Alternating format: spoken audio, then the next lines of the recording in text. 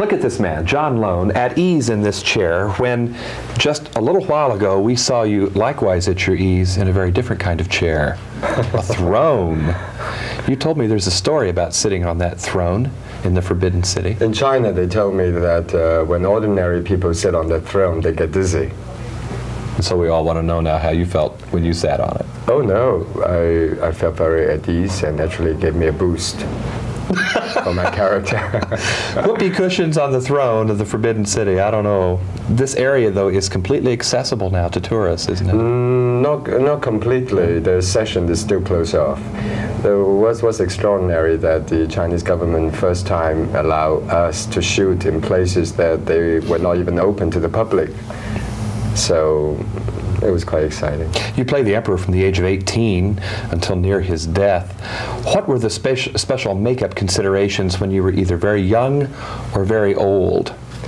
Well, I have a short period of time where I have to have the Qing style of haircut, where it's shaved from about half across the head and the pigtail. There's no way you can do that as a wig. Well, I did that. I have to because I would rather shave, of course, but I couldn't because the next week I need my hair for the next scene. So for the very young and the very old, I need makeup, and then in the middle, I want no makeup. Practically. I believe that you would be willing to do that because you grew up under a kind of discipline as an actor that few of us maybe even understand. Western actors, could they go through the kind of regimen that you went through with the Peking Opera system? I know there's no equivalent for training as a total kind of theater in the West. I don't think so.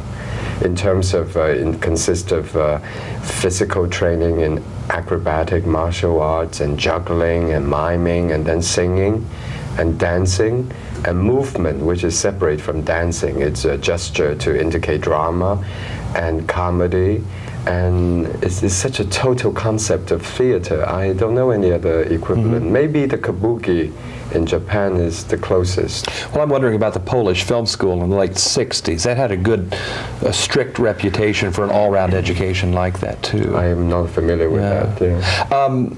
We think, I guess, that Peking Opera means that it's set in Peking, or now Beijing. I guess that's not the case. It originated as a court entertainment in Beijing. That's why it's called a Peking Opera. But Peking Opera, the company I was with was in Hong Kong.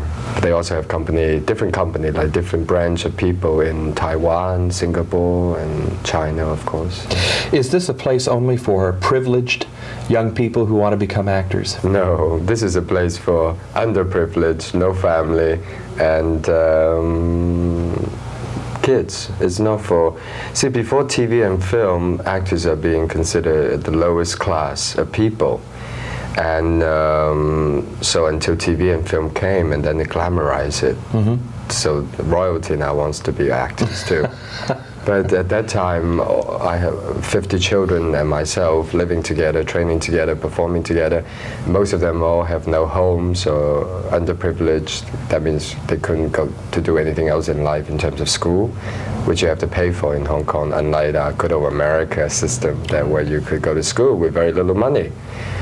So I couldn't go to school anyway because I didn't have a family to help me through all these things. So I went to the Peking Opera. John, without that opportunity, what might have become of you? Oh, I might be a tycoon somewhere. Oh, I see. Building towers. Yeah, building towers. Different kinds of thrones. Yeah. Making cheap thrill for the public. What kinds of American films did you watch while you were growing up over there? I saw so many films that I don't even know what I saw because I couldn't speak English, but yet I wasn't educated that well in Chinese either, so the subtitle didn't help me much. And so I just had a lot of great moments in the dark in the cinema that I noticed that one moment from an actor or one scene that particularly grabs me, or the music. So I have all these fragmented moments that I remember, but very little about what film was it, who did it, and who is this person, and so forth. Yeah. What about images of the United States generally that maybe proved to be so illusory? You know, when you finally came here, that were just, you had to change your thinking completely from what you'd seen. Yeah, I was very curious. That's why I came to begin with. And then little by little, I get more comfortable. I grow to like it. That's why I stay on. And it's exciting for me. I never look at it as some kind of struggle because I was too interested. So the struggle becomes pleasurable in a way. It's like I'm learning, I'm exposing to all these, this big world that I know nothing about. All I knew was Peking opera. That's why I never even grew up in Hong Kong. It's embarrassing. Some friends will ask me, well, I'm going to Hong Kong, what should I do? I say, I have no idea.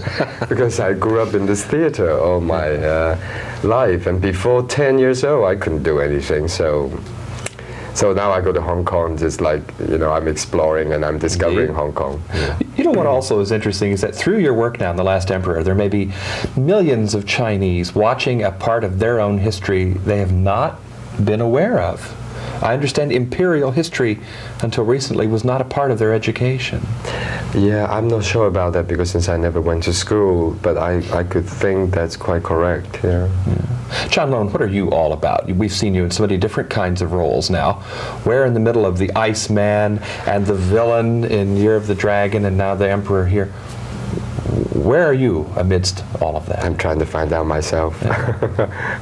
I mean, do these roles help you in that search, or maybe just fragment it even more? No, my work has become more and more affecting my real life and affecting me overall as a human being, in terms of through the process of discovering my character and going through the motion of creating the life that I have to create on screen or on stage.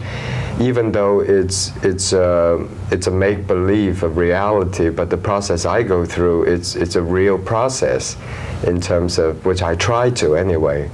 And sometimes I succeed, sometimes I don't. Yeah, and you said it gives you a chance to do things that in real life you never could do. Exactly. I mean, I could never.